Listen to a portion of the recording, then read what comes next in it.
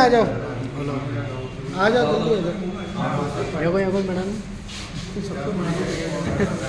तो आज हम लोग जब देश के आजादी को 76 वर्ष पूरे होने जा रहे हैं और नए युग में हम लोग प्रवेश करने जा रहे हैं। आज जिस बाइक को हम चला रहे हैं, जिस ओला बाइक को हम लोग चला रहे हैं, किशनगढ़ में ज्यादा लंबा समय ओला शुरू नहीं हुआ, पर मुझे पता है श्रवण भैया सबसे ज्यादा ओला बाइक हमारे मोहल्ले में अगर दौड़ती है ना तो श्रवण भैया लेके दौड़ते हैं। तो कहीं ना कहीं इससे हम लोगों को रिलीफ तो मिला है, पर उसके साथ साथ कहीं ना कहीं हम लोगों को एक पैशन और एक बहुत जबरदस्त जज्बा भी मिला है। जब हम उसको साउंड लेकर चलते हैं, चाहे कोई भी ओकेजन हो, मुझे तो बहुत अच्छा लगा क्योंकि मैं सुबह सुबह अभी श्रवण मास इस बार 2 महीने का रहने वाला, तो सुबह सुबह भोलेनाथ के दर्शन करने जाता हूँ तो गुड़िया उसके अंदर गाना लगा देती है। और आपको ये बताओ, हर तीसरा चौथा व्यक्ति पूछता है कि भैया कितने की है, कितने की है, कैसी है, चलने में कैसी है। तो आज हम लोग सब ओला के ब्रांड एम्बेसडर तो हैं, क्योंकि जो उसके बारे में चला रहा है वही बताएगा, जो यूज करेगा वही बताएगा। तो हमें किशनगढ़ में आज बहुत अच्छी बात है कि हम लोग सब मिले नए परिवार के रूप में, वो ओला परिवार कह सकते हैं क्या। हमारे जो मैनेजर साहब आए हैं, राजेश भाई है, राजेश भाई का ऐसा स्नेह, तब इधर से निकलते तो ये पूछते कि गाड़ी में प्रॉब्लम तो नहीं है। मेरे हिसाब से सबके साथ ही होता होगा, कहीं ना कहीं इतना हार्डली रिलेशन रखने वाला व्यक्ति अगर किसी कंपनी का अगर शोरूम लेके बैठे तो निश्चित रूप से उसमें ग्रोथ ही होनी है। और कहीं ना कहीं हम पूछते हैं कि राजेश भाई कितनी, तो कल मेरे को पता चला 250 से ऊपर ओला किशनगढ़ में है, चाहे वो अजमेर से हो, चाहे जयपुर से हो, चाहे ऑनलाइन ली हो, 250 से ऊपर ओला ऑनर्स अपन लोग यहाँ हैं। तो अपने लिए तो खुशी की बात है, और उसके साथ साथ अपग्रेड भी हमें होना पड़ेगा। भी जैसे पता चला बाइक आने वाली, तो मेरे भाई बैठा था पास में कि भैया यार नुकसान हो गया, 8 महीने पहले प्रो ले ली, अब नई बाइक लॉन्च हो गई, कैसे क्या करेंगे। पर बाइक से पहले एक नया वर्जन आया कि ओला के अंदर 2 शोकर, आगे 2 पीछे, तो वो भी एक मेरे जैसा 2 महीने पहले ओला ली, तो कहीं ना कहीं उसको भी मन में आया कि यार अब नए वर्जन के साथ चलेंगे तो कैसे काम चलेगा। तो कहीं ना कहीं इसके साथ ये हमारी जनरेशन अपडेट है। ये हम चीज जो हमारा पौराणिक काल था उसमें भी अपग्रेडेड थे। जब देश के अंदर यूं कहते थे पैदल चलने के लिए लोपाओं के पास, जब हमारे देश को जैसा हम लोग पैदा हुए दृश्य दिया, तो हमने पुष्पक विमान बना दिया। ये हमारे देश की ही जनरेशन है जिसने पुष्पक विमान बनाया। तो निश्चित रूप से साइंटिस्ट हमारे यहाँ ऑलरेडी हैं, और इसकी वैल्यूज इंडिया और इंडिया से बाहर है। अगर सॉफ्टवेयर चाहिए तो इंडिया को ही पूछते हैं, हार्डवेयर चाहिए तो चाइना को पूछते हैं। हार्डवेयर अगर कहीं ना कहीं आएगा तो चाइना से आएगा,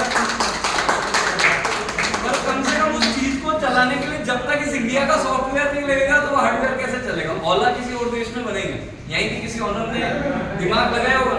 मेड इन इंडिया डेफिनेट।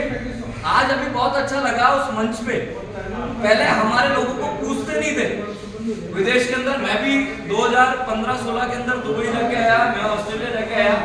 मतलब आपको बताता हूँ, हमारे देशों को यूं कहते थे कि हिंदी डेड लैंग्वेज मानी जाती थी, कि हिंदी बोलने वाले व्यक्ति की वैल्यू नहीं थी विदेश में। जो आज से 8, 10, 15 साल पहले जो विदेश में रहना ना, उन लोगों से पूछना। और आज ऐसा हमारे देश में विपरीत परिस्थिति आई है कि विदेश के लोग यहाँ आने के लिए तैयार हैं काम करने के लिए, चाहे वो एप्पल हो, चाहे ओला हो, चाहे किसी भी तरह की संस्था हो। ये हमें गर्व होना चाहिए सब लोगों को। कहीं ना कहीं हमारे गर्व का विषय कि ये भारत है ना, यहाँ मैकेनिकल, मतलब यहाँ पंचर निकालने वाले को भी ट्रेनिंग लेने की जरूरत नहीं है, वेल्डिंग करने वाले को भी ट्रेनिंग लेने की जरूरत नहीं है। वो अपने हाथ से, अपने हुनर से उस काम को करके सफलता के ऊपर क्या कर रहा है, इस भारत का ही मान बढ़ा रहा है ना। आज हम सब लोगों को गर्व है कि मेकिंग इंडिया के नहीं, तो हमें आज नहीं कि पौराणिक काल में भी हम लोग कच्चा माल यहाँ से देते थे। भैया विश्व का सबसे बड़ा अगर खनिज का भंडार है तो वो भारत है, विश्व का सबसे बड़ा टेक्नोलॉजी का भंडार है तो वो भारत है। क्योंकि आपको पता है किसी देश में निर्माण नहीं होगा, हमारा देश है उसके अंदर निर्माण है, जुगाड़ है। यही एकमात्र ऐसा देश है जो जुगाड़ बना सकता है, चाइना भी नहीं बना सकता। तो नहीं बनाने का कारण क्या है, तो हमारे पास बहुत सारी टेक्नोलॉजी है। सब लोगों को इस 77वें वर्ष जो हमारा प्रारंभ हो रहा है उसके अंदर अपने हाथ से बनाई हुई चीज बनाकर बेचो, अपने दिमाग का उपयोग लो। हमारे दिमाग के साथ साथ हम क्या कर सकते हैं उसका हमें कहीं ना कहीं करना चाहिए। हमारे हाथों को मजबूत करना पड़ेगा, कब तक हम चाइना पे डिपेंड रहेंगे। तो हमें इंडिया में भी मेकिंग इंडिया का गर्व होता है। वंदे भारत एक्सप्रेस में बैठने वाले व्यक्ति का यूं गर्व से सीना चौड़ा हो जाता है, वो वीडियो डालता है। ओला पे चलने वाला व्यक्ति साउंड चलाकर चल रहा है, ओला के लोग, हम लोग भी ये काम उसमें चलते तो बहुत गर्व से महसूस कर रहे हैं। क्यों? क्योंकि 100 रुपए लीटर का पेट्रोल नहीं जला।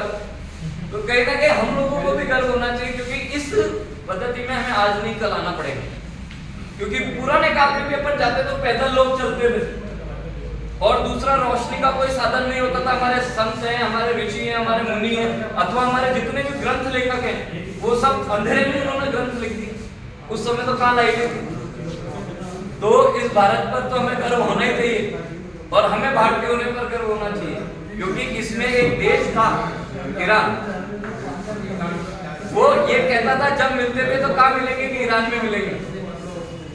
क्या कहता था? जहां भी उनके देश के लोग जहां भी व्यापार करने के लिए जाते थे, वो कहते थे अपने देश में मिलेंगे। उस देश का अस्तित्व मिट गया था, पर उस देश ने हिम्मत ये रखी, कई लोगों ने कहा क्या करेंगे, वहीं मिलेंगे।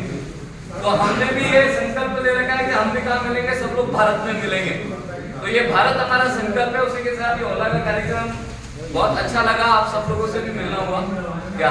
तो कहीं ना कहीं हमारी संस्कृति, हमारी जो विरासत है, और कहीं ना कहीं हम इसके साथ जुड़े हैं। तो सब लोगों का भी एक संकल्प होना चाहिए कि हम हमारी गाड़ी को, सबसे पहले अगर किशनगढ़ में देखा है तो हमारी किसी की ओला धुली भी नहीं मिली।